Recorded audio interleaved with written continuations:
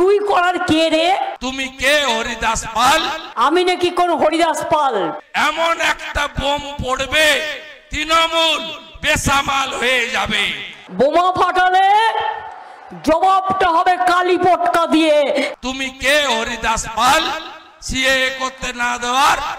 আমি নাকি কোন হরিদাস পাল?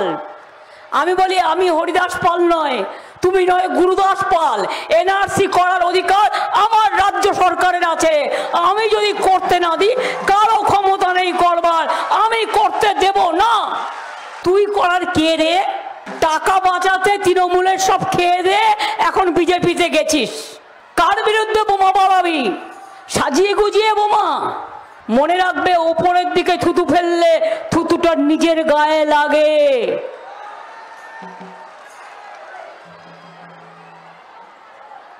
বোমা ফাটালে জবাবটা হবে কালী পটকা দিয়ে। কারণ গুরুত্ব তোমাদের আমরা দিই না।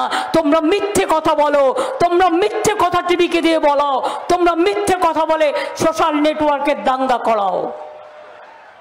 সবচেয়ে বড় চোর বিজেপি, সবচেয়ে বড় ডাকাত বিজেপি।